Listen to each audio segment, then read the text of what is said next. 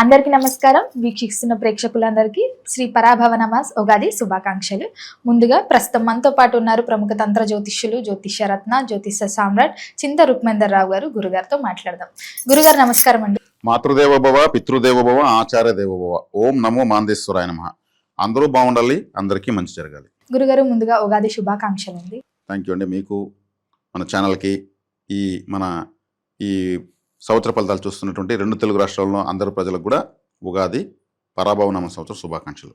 గురుగారు, ఎప్పటి నుంచో వస్తున్న ఆచారం ఉగాది అనగానే ప్రతి ఒక్కరు పంచాంగం చూసుకుంటారు. ఈ సంవత్సరం మాకు ఎలా ఉండబోతుంది, ఎలాంటి జాగ్రత్తలు తీసుకోవాలి, ఆదాయం ఎలా ఉంది, శత్రువులు ఎలా ఉన్నారని.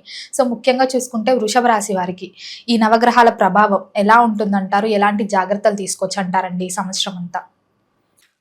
ఈ పరాభవ నామ సంవత్సరము వృషభ రాశి వాళ్ళకి ఎలా ఉంది తెలుసుకునే ముందు, అంటే మామూలుగా ఉగాది అంటేనే నాకు ఈ సంవత్సరం ఎలా ఉంది, ఆదాయం ఎంత, వ్యయం ఎంత, రాజ్యపూజ్యం ఎంత, అవమానం ఎంత, ఇటువంటి విషయాలు ప్రధానంగా చూస్తారు.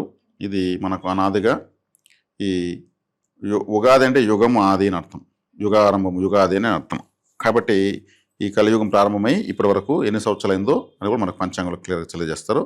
అందులో భాగంగా తెలుగు సంవత్సరాలు ప్రభావ విభవాది తెలుగు సంవత్సరాలు 60 సంవత్సరాలు ఉంటాయి. ఈ మల్టిపుల్ టైమ్స్ ఈ 60 మళ్ళీ మల్టిపుల్ అవుతుంటాయి. కాబట్టి 5000 సంవత్సరాలకు పైగా మనం ప్రయాణిస్తున్నాము. కాబట్టి ఈ 10 సంవత్సరం ఈ రాజ్యపూజ అవమానాలు, ఆదాయ వ్యయాలు చూసుకుంటూ ఉంటారు. అందులో మనకు ఈ వృషభ రాశి వాళ్ళకు ఆదాయం 5 ఉంటే వ్యయం 14 ఉంది.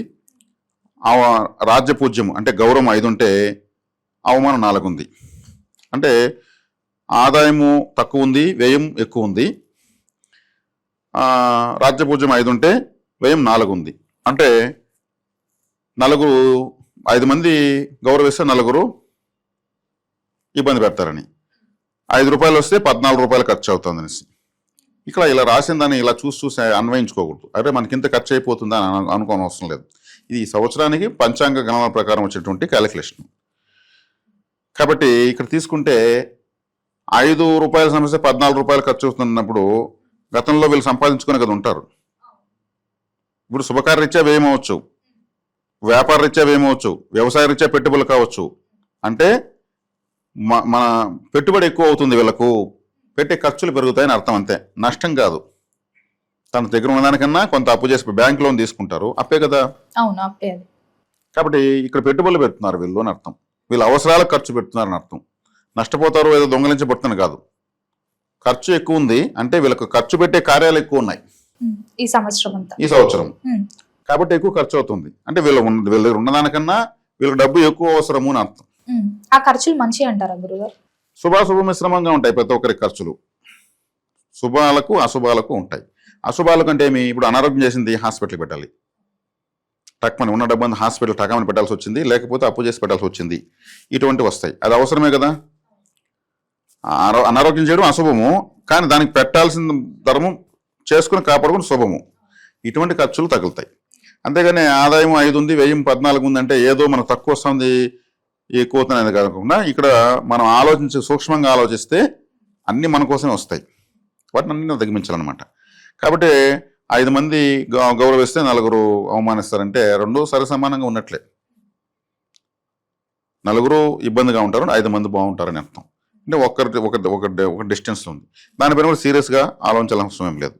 ఈ వృషభ రాశికి ఈ సంవత్సరము ఈ లాభంలో శనేశ్వరుడు ఉన్నాడు. ప్రథమార్థం, ద్వితీయార్థం 2 విధాలుగా తీసుకుంటే వీళ్ళకు జూలై నుంచి శనేశ్వరుడు లాభస్థానంలో వక్రంలో ఉన్నాడు. జూన్ నుంచి గురువు ద్వితీయం నుంచి తృతీయంలోకి వెళ్తున్నాడు. డిసెంబర్ నుంచి రాహుకేతువులు 9వ స్థానానికి రాహువు, 3వ స్థానానికి కేతు వస్తారు, ప్రధాన గ్రహాలు.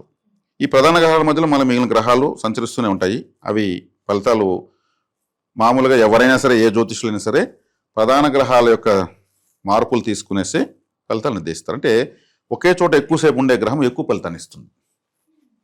చంద్రుడు 2.25 రోజుకి 30 డిగ్రీలు దాటేస్తాడు, 30 కళ్ళు మారుస్తాడు. శుక్లపక్షంలో 15 కళ్ళు, కృష్ణపక్షంలో 15 కళ్ళు, కలిపి 30 రోజులు, 1 నెల. శనేశ్వరుడు 30 సంవత్సరాలు పడుతుంది ఒకసారి రాశిని చుట్టాలంటే. 30 సంవత్సరాలు అంత స్లోగా వెళ్తాడు ఆయన. అంటే సూర్యగ్రహం నుంచి శనేశ్వరుడు చాలా దూరంలో ఉన్నాడు. సూర్యుడి యొక్క కాంతి శనేశ్వరుని దాటి అవతల పడదు. అంటే ఇప్పుడు మనం ఒక లైట్ వేస్తాము, కొంత దూరం పడుతుంది, మళ్ళీ పడదు. మధ్యలో ఏదైనా పెడితే అటు సైడ్ పడదు, రిఫ్లెక్షన్ అటు వెనక్కి వెళ్ళదు. ఏమీ లేని ప్రదేశంలో కూడా లైట్ టార్చ్ లైట్ వేస్తే కొంత దూరం ఒకటి పడుతుంది అంతే, మళ్ళీ పడదు. ఈ యొక్క లైట్ యొక్క టార్చ్ లైట్ యొక్క కెపాసిటీ ఎంతవరకు అంతవరకే. అదేవిధంగా సూర్యుడు యొక్క టార్చ్ లైట్ అనుకోండి, సూర్యుడు చుట్టూ నవగ్రహాలపైన ఆయన కాంతి పడుతుంది. అది చివరి శనేశ్వరుని దాటి ఇంక పడదు. అటువైపు ఎన్నో గ్రహాలు నక్షత్రాలు ఉన్నాయి, వాటిపైన పడదు. ఆయన యొక్క కెపాసిటీ శనేశ్వరుడు చివర. అందుకే శనేశ్వరుడు చీకటి, సూర్యుడు కాంతి అంటారు. కాబట్టి ఈ శనేశ్వరుడు 30 సంవత్సరాలు తిరుగుతాడు. శని చుట్టూ తిరగడానికి, సూర్యుని చుట్టూ తిరగడానికి 360 డిగ్రీలు తిరగడం 30 సంవత్సరాలు పడుతుంది. కాబట్టి శనేశ్వరుడు ఈ రాశికి యోగాధిపతి. వృషభ రాశిలో శని యోగ గ్రహం. ఆయన లాభంలో ఉన్నాడు, అది మంచిది. ఈ సంవత్సరం అంతా మీనంలోనే ఉంటాడు. 11వ స్థానంలో మీన రాశిలో శని ఉండడం వీళ్ళకి విశేష రాజయోగము. 9వ స్థానానికి రాహు వెళ్తున్నాడు, పితృదోషము, తండ్రి సమానులకు అరిష్టము. 9వ ఇంట్లోకి రాహు వెళ్ళకూడదు. వెళ్తే మంచిది ఉంది, చెడ్డ ఉంది. ఈ 9వ స్థానం అంటే విదేశాలు, దూర ప్రాంతాలు. వీళ్ళ దూర ప్రాంతాలు, విదేశాలు, దూర ప్రాంతాల్లో బంధుత్వాలు, పెండిండ్లు, ఉద్యోగాలు, వ్యాపారాలు, విద్య కోసం చదవడం అంతా ఉంటుంది. తండ్రికి అరిష్టము. వయసు అయిపోయినటువంటి తండ్రి సమానం ఉంటే వాళ్ళు పరమపదించేదానికి అవకాశం ఉంది, అనారోగ్యం పాలేదానికి అవకాశం ఉంది, తండ్రి చేసే వ్యాపారంలో నష్టాలు వచ్చేదానికి అవకాశం ఉంది. కాబట్టి దుర్గాదేవి ఆరాధన కంపల్సరీ చేసుకోవాలి. వీళ్ళ తండ్రి చేయాలి, వీళ్ళు కాదు. 9వ స్థానం అంటే పితృస్థానం. ఇప్పుడు పితృస్థానంలోకి రాహు వెళ్తున్నాడు. పితృకారకుడు ఎవరు? సూర్యుడు. సూర్యుడిని రాహు పడతాడా గ్రహణం రూపంలో? సూర్యగ్రహణము అంటారు కదా. రాహుకేతువులే సూర్యుడిని చంద్రుడిని ఇబ్బంది పెట్టేది. కాబట్టే ఇక్కడ పితృ దోషం అరిష్టం అని చెప్తాం. కాబట్టి ఖచ్చితంగా పితృ పరిహారాలు చేసుకోవాలి. వీళ్ళ తండ్రి గారు చేయాలి. చేస్తూ రావడం వల్ల ఇప్పుడు కొడుకు జాతకంలోకి 9లోకి వస్తున్నట్టే తన మీదకి వస్తున్నట్టు రాహు అంటే ఒక దండయాత్ర. సూర్యుని కూడా మింగేస్తానని వెళ్తాడు. ఆయన మింగేసినా కానీ నోట్లోకి వేసి మళ్ళీ ఇటు వచ్చేస్తుంది గ్రహం. ఆయనకి తల మాత్రం ఉంది కాబట్టి. అందుకే పట్టుడు విడుపుడు. ఆయన తీసుకున్నా కానీ మింగలేడు. కానీ మళ్ళీ ఎదురుపడినప్పుడంతా అట్లాంటి ఇబ్బంది వస్తూ ఉంటుంది. ఎదురుగా వచ్చినప్పుడు, శత్రువు ఎదురుగా వచ్చినప్పుడు ఇబ్బంది పెట్టేసిపోతూ ఉంటాడు. కాబట్టి 9లోకే రాహు వస్తున్నాడు కాబట్టి పితృ పరిహారం చేసుకోవడం శ్రేయస్కరం. రాహు కంట్రోల్ కావాలంటే దుర్గాదేవి లేదా గ్రామదేవత. గ్రామదేవత ఎలా ఉంటుంది? భయంకరంగా 4 కూరలు చాచుకొని, ఆమె తలే స్పెషల్ గ్రామదేవతలకు. రాహు కూడా అలాగే ఉంటుంది. రాహు క్రూరమైనటువంటి చూపులు, కూరలు, 4 ఉంటాడు. రాక్షసుడు కదా. ఆయనకు అధిష్టాన దేవత దుర్గాదేవి లేదంటే గ్రామదేవత. గ్రామదేవత ఆరాధన ఎక్కువ చేయడం వల్ల రాహు ప్రభావం తగ్గుతుంది. ఇది ఈజీ. ఇంతకుమించి ఇంకేం అవసరం లేదు. కొంతమంది దుర్గా హోమాలు, చండీ హోమాలు చేస్తారు, చేసుకోవచ్చు. తర్వాత వీళ్ళకు 2వ ఇంట్లో గురువు ఉన్నాడు జూన్ వరకు. 3వ ఇంట్లోకి వెళ్తాడు. 3వ ఇంట్లో ఉచ్చస్థితిలోకి వెళ్తాడు. 3వ ఇంట్లోకి ఉచ్చస్థితికి వెళ్ళినప్పుడు ఈ రాశికి శుక్రుడు, గురువు అష్టమాధిపతి, లాభాధిపతి. అష్టమాధిపత్యము గ్రహము మంచిది కాదు. ఆయన ఉచ్చస్థితిలోకి వెళ్తున్నాడు. వీళ్ళకి సోదరులకు మంచిది, బ్రదర్స్ అండ్ సిస్టర్స్ మంచిది. అదేవిధంగా బ్రదర్స్ అండ్ సిస్టర్స్ వీళ్ళకి ఏదైనా హెల్ప్ చేస్తారు. గురువు 3వ ఇంట్లోకి వెళ్తున్నాడంటే మంచి చేయాలి కదా. వీళ్ళకేం మంచిది కాదు, కానీ బ్రదర్స్ అండ్ సిస్టర్స్కి మంచిది. వాళ్ళ వల్ల వీళ్ళకి తోడ్పాటు. వాళ్ళు సెటిల్ అనుకో, మనోడికి ఏదైనా సపోర్ట్ చేయాలి, వీళ్ళని సెటిల్ చేయాలనేసి ఇమీడియట్ మాట్లాడుకుని చేస్తారు. లేదంటే వాళ్ళకి యోగం జరుగుతుంది. అంటే వాళ్ళ బ్రదర్స్ అండ్ సిస్టర్స్, ఇప్పుడు ఒక అబ్బాయి, ఒక అన్న, చెల్లి ఉంటారు. బ్రదర్స్ అండ్ సిస్టర్స్ మంచి అని చెప్పాను కదా. ఇప్పుడు అన్నకు ఎవరో చెప్పుంటారు, మేము పెళ్లి చేయాలి అంటే, మా చెల్లెలకి అయ్యేవారు నేను చేసుకుని ఉంటాడు. చెల్లెల్ని పెట్టుకొని లేదా అక్కను పెట్టుకొని బ్రదర్స్ పెళ్లి చేసుకోరు కదా. ఇప్పుడు అయిపోతుంది వాళ్ళకు. బ్రదర్స్ అండ్ సిస్టర్ మంచిది అన్నప్పుడు 3వ ఇంట్లోకి సోదర స్థానంలో గురువు వెళ్తున్నాడు, శుభగ్రహం వెళ్తుంది, ఉచ్చస్థితిలోకి వెళ్తుంది. కాబట్టి ఇట్లాంటి పెండింగ్స్ అంతా సెటిల్ అయిపోతాయి.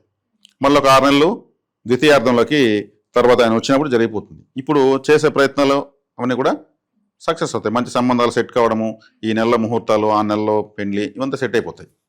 అదేవిధంగా బ్రదర్స్ అండ్ సిస్టర్కి ఉద్యోగాల ప్రయత్నాలు సెట్ అవుతాయి. అదేవిధంగా వ్యాపారాలు సెట్ అవుతాయి. కమ్యూనికేషన్స్ బాగా పెరుగుతాయి.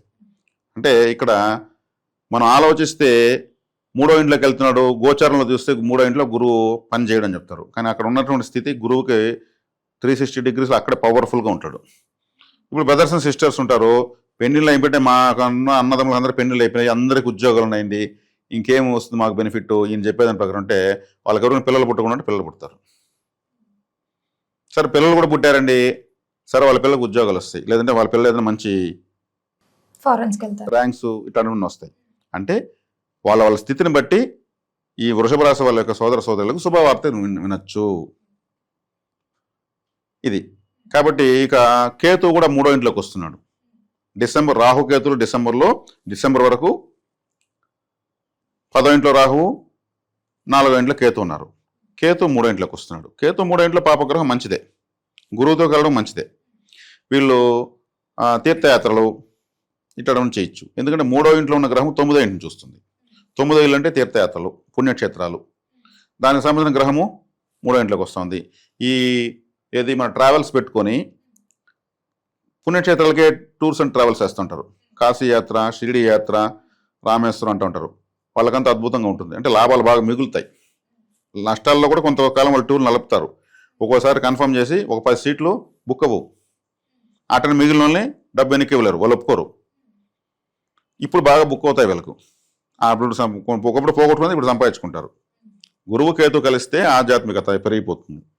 3వ ఇంట్లో ఉంటే 9వ ఇంటి నుంచి వస్తారు. కాబట్టి ఇక్కడ కొంచెం ద్వితీయార్థంలో వీళ్ళకి చెప్పాలంటే ప్రథమార్థం కన్నా ద్వితీయార్థం చాలా బాగుంది.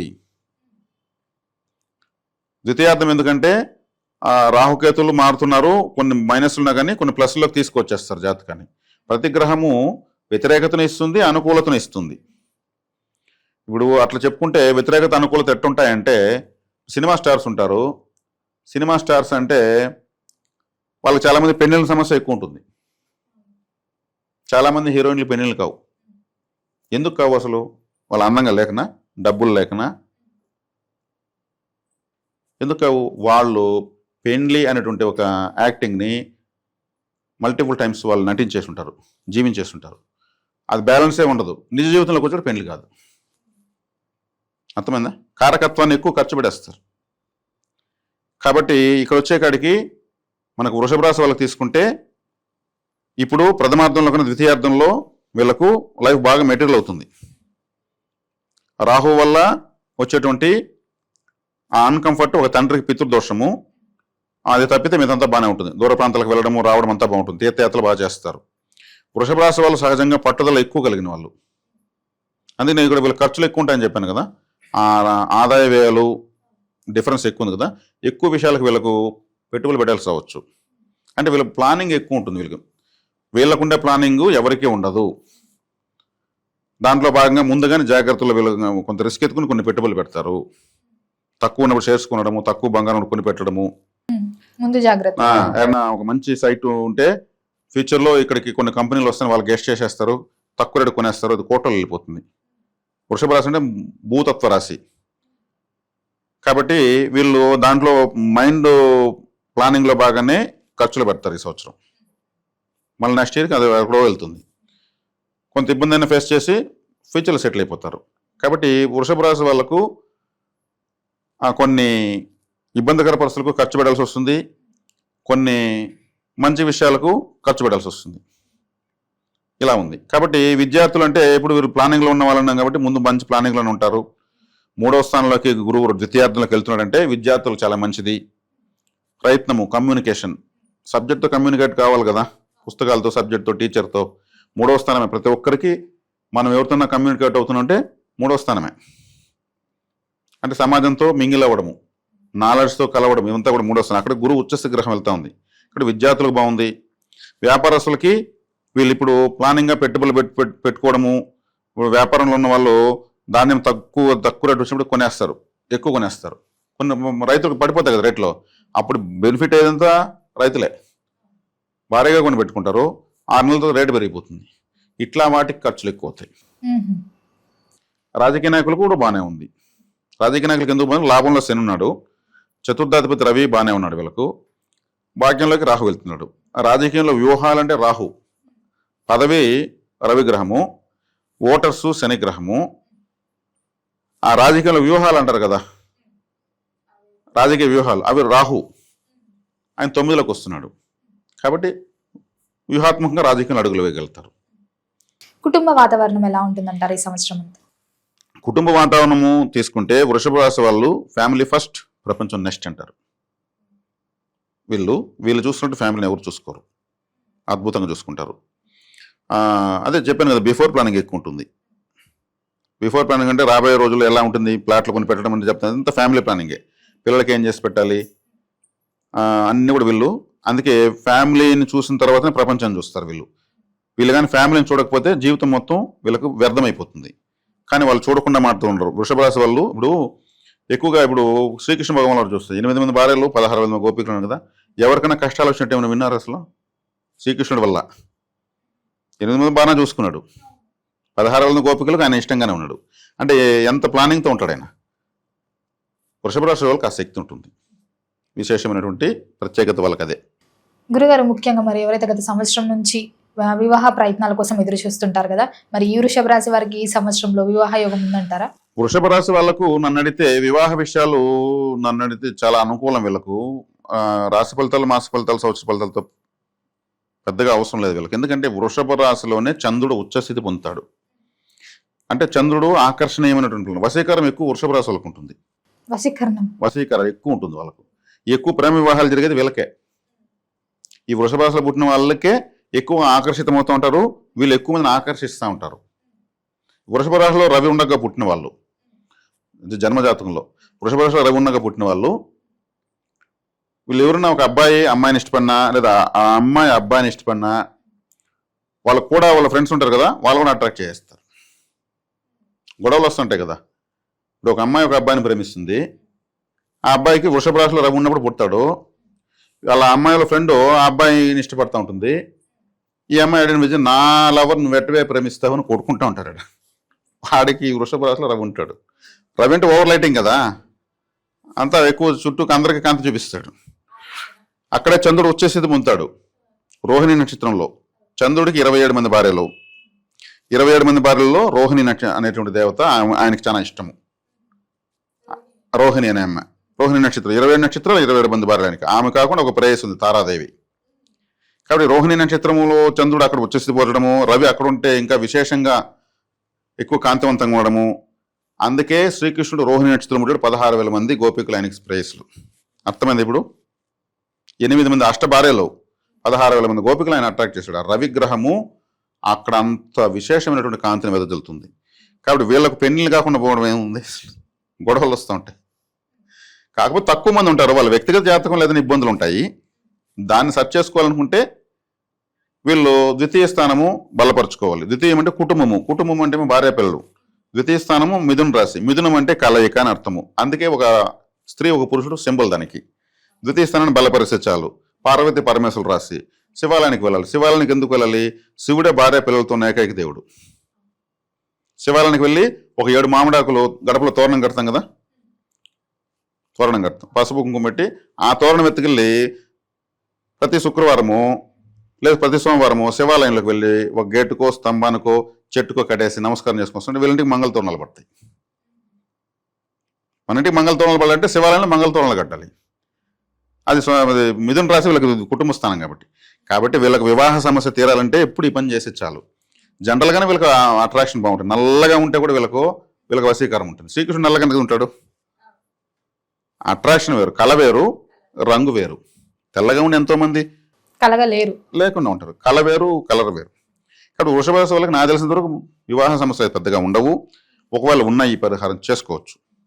విదేశీ యోగం ఉందంటారా గురుగారు? మరి విదేశీ యోగం వీళ్ళకి తక్కువ ఉంటుంది ఎప్పుడు కూడా వృషభ రాశి వాళ్ళకు. ఎందుకంటే వీళ్ళకి వ్యయస్థానము అంటే విదేశాల స్థానం వచ్చి మేషము. మేషరాశి విదేశాలను సూచిస్తుంది. మేషరాశి వీళ్ళకి పని చేయదు. వీళ్ళు ఏమంటే టూర్లు వెళ్ళి తిరుక్కొని వస్తారు, కానీ అక్కడ పోయి 10 రూపాయలు సంపాదించేది 2 రూపాయలు రెండు ఒకటే అనే మాట చెప్పేదంత వృషభ రాశి వాళ్ళు. అక్కడికి వెళ్ళి ఏం చేసేది, ఇక్కడ సంపాదించుకో. ఒకవేళ వెళ్ళి మొండిగా ఉంటే కూడా విదేశాల్లో సమస్యలు వచ్చే వాళ్ళంతా ఎక్కువ వృషభ రాశిలో ఉంటారు.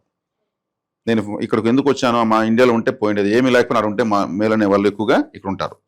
కాబట్టి విదేశాల వీళ్ళకు టూర్లు తిరగడానికి తప్పితే పోయి సంపాదించి సెటిల్ అవ్వడానికి పనికిరదు. వెళ్తే కూడా ఖర్చులు ఎక్కువైపోతాయి. అది గృహయోగం, వాహన యోగం ఉందంటారా? మరి గృహ వాహన యోగాలు అనే దానికన్నా వీళ్ళు ఇప్పుడు పెట్టేటువంటి పెట్టుబడులు, తీసుకునే జాగ్రత్తలు, వేసే వ్యూహాలు ఫ్యూచర్లో ఆ ఫలితాలు ఇస్తాయి. ఇప్పుడు ఈ సంవత్సరం పెట్టేటువంటి మైండ్ ఎఫర్ట్ మొత్తము వీళ్ళకి ఫ్యూచర్లో మీరు అడిగినటువంటి గృహ వాహన యోగాలు అవన్నీ వీళ్ళకి ఆటోమేటిక్గా ఇప్పటికి ఉంటాయి. ఇప్పుడు కావాలనుకున్న వాళ్ళు కూడా ఇప్పుడు ఒక ప్లానింగ్గా వెళ్తారు, వెళ్ళి సాధించుకోగలుగుతారు. ముఖ్యంగా చూసుకుంటే మరి రైతులకు ఎలా ఉంటుందంటారు ఈ సంవత్సరం? వృషభ రాశి అంటేనే ఒక ఎద్దు. వృషభ రాశి అంటే కాలపురుషుడికి ధనస్థానం. కాలపురుషుడు అంటే మేషం నుంచి కాలపురుష తత్వం వస్తుంది, దానికి ధనస్థానము. వృషభ రాశిని ఎందుకు ధనస్థానం అన్నారంటే ప్రాచీన కాలంలో ఆదాయం ఏదైనా ఉందంటే వ్యవసాయం తప్పితే ఇంకేమీ లేదు. పరిశ్రమలు లేవు, కార్లు లేవు, ఏమి లేవు. ఒక్క వ్యవసాయం. ఆదాయం అంటే వ్యవసాయం ప్రపంచానికి, ఒక భారతదేశానికి కాదు. అంటే ఆ వ్యవసాయాన్ని చేసి మనల్ని కుటుంబాన్ని కాపాడేవి పశువులే. అదే వృషభ రాశి. అందుకే ధనస్థానము అన్నారు. ఒక ఆవు ఉంటే చాలు నలుగురు బతికిపోతున్నారు ఈరోజు, ఇప్పుడు కూడా స్టిల్ నవ్వు. ఒకే ఆవు నలుగురిని సాకేస్తూ ఉంది.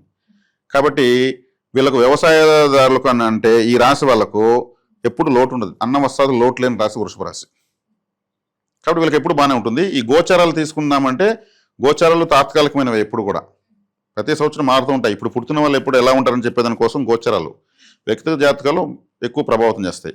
కాబట్టి వృషభ రాశి వాళ్ళు బిఫోర్ ప్లానింగ్ ఎక్కువ ఉంటుంది, పట్టుదల ఉంటుంది, నిర్ణయాలు అంత తొందరగా మారవు, అంత ఈజీగా చేంజ్ అవ్వరు. వీళ్ళు మొత్తం వింటారు, నేను తర్వాత చెప్తానంటారు, మళ్ళీ రాత్రి నైట్ అంతా ఆలోచిస్తారు, మళ్ళీ చెప్తారు వాళ్ళ నిర్ణయం. ఒక ఆవు చూడండి, గడ్డంతా మేసేస్తుంది, మళ్ళీ వచ్చి ఘాట్లో వచ్చి పడుకొని కళ్ళు మూసుకొని మెల్లగా నమరేస్తాం. మొత్తం మేత వెనక్కి తెచ్చి మళ్ళీ రెండోసారి నములుతుంది, అప్పుడు తింటుంది. సేమ్ వృషభ రాశి వాళ్ళు అంతే. దాని పేరు వృషభము. అది మొత్తం ముందు కడుపు నింపుకొని మళ్ళీ దాన్ని తీసుకొని వెనక్కి తీసుకొని నమరేసి సగం కళ్ళు మూసుకొని సగం కళ్ళు తెరుచుకొని మేఘన్నుగా అది తింటుంది, బాగా నములు తింటుంది. సేమ్ వృషభ రాశి వాళ్ళు కూడా అలా నిర్ణయాలు తీసుకుంటారు. కాబట్టి వీళ్ళు సంవత్సర ఫలితాలు కూడా వీళ్ళకి అనుకూలంగానే ఉన్నాయి. లాభంలో శని యోగిస్తాడు, వ్యవసాయానికి కారకుడు శనేశ్వరుడు, కష్టపడ్డానికి శని కారకుడు. కాబట్టి ఈ రాశికి దశమాధిపతి భాగ్యాధిపతి లాభంలో ఉండడం విశేష రాజయోగం. భాగ్యంలోకి రాహు వెళ్తున్నాడు. తండ్రికి లేదంటే వీళ్ళకు పెనతండ్రి పెద్ద తండ్రి లాంటి వాళ్ళకు, మామకు అంటే భార్య వాళ్ళ నాన్న, ఆయన కూడా తండ్రితో సమానం. ఇటువంటి వాళ్ళకి అరిష్టం ఉంటుంది, రాహు అక్కడ వెళ్తున్నాడు కాబట్టి. గురువులకు, వీళ్ళకి చెప్పిన విద్య చెప్పిన గురువులు, తండ్రి గురువు మామగారు వీళ్ళంతా పితృ సమానులు. తల్లి భార్య వాళ్ళ అమ్మ మేనత్త వీళ్ళంతా మాతృ సమానులు. కాబట్టి 4వ ఇంట్లోకి రాహు వచ్చినప్పుడు వీళ్ళకి అరిష్టం ఉంటుంది. 9వ ఇంట్లోకి రాహు వచ్చినప్పుడు తండ్రి సమానులకు అరిష్టం ఉంటుంది. వాళ్ళు దుర్గారాధన చేసుకోవడం వల్ల వాళ్ళకి బాగుంటుంది. ఎవరైతే వృషభ రాశిలో ఉన్నారో వాళ్ళందరూ చెప్పచ్చు, వాళ్ళ అత్త వాళ్ళకు, మహమ్మలకు, అత్త వాళ్ళకు, చిన్నాన్న పెద్దనాన్నలకు, వాళ్ళ నాన్న వాళ్ళకు, గురువులకు, వాళ్ళు క్షేమంగా ఉండండి, మీరు దుర్గారాధన చేయండి, వీళ్ళు కూడా వాళ్ళ క్షేమం కూడా అర్చన చేయొచ్చు. ఇది కాబట్టి ముఖ్యంగా చూసుకోవాల్సినటువంటి జాగ్రత్తలు ఇవి. వీళ్ళకి ఇప్పుడు ఆదాయాల కన్నా ఫ్యూచర్లో వచ్చేటువంటి బెనిఫిట్స్ కోసం వీళ్ళు చేసేటువంటి ఎఫర్ట్ ఎక్కువ ఉంటుంది. గురుగారు, మరి ఈ సంవత్సరం అంతా ఇంకా బాగుండాలంటే ఏ దైవాన్ని పూజించమంటారు? ఎలాంటి పరిహారాలు చేసుకోవచ్చు అంటారు? వృషభ రాశి వాళ్ళు, ప్రతి రాశి వాళ్ళు 2వ రాశిని బలపరచుకోవాలి. 2వ రాశి అంటే ధనస్థానము, కుటుంబ స్థానము, వాక్కు, తినే తిండి, మాట్లాడే మాట. 2వ స్థానం అంటే మన నోరు, ఈ నోరుతో చేసే పనులన్నీ అని అర్థం. డబ్బు సంపాదించాలన్నా కానీ మనకు బ్రెయిన్ పనిచేయాలి కాబట్టి మనకు 2వ స్థానం వీళ్ళకి మిథున రాశి. మిథున రాశి వీళ్ళకి 2వ స్థానము. మిథున రాశి అంటే దానికి అధిపతి బుధుడు. అక్కడ శివకేశవుల శక్తి ఎక్కువ ఉంది, మహావిష్ణు శక్తి ఎక్కువ ఉంది, శివుడి శక్తి ఎక్కువ ఉన్నటువంటి రాశి. శివకేశవులు, శివపార్వతుల శక్తి అక్కడే ఉంది. ఆరుద్ర నక్షత్రము శివుడు ఉద్భవించినటువంటి నక్షత్రము. పునర్వసు నక్షత్రము శ్రీరాముడు పుట్టిన నక్షత్రము. సాక్షాత్తు మహావిష్ణువు కదా ఆయన కూడా.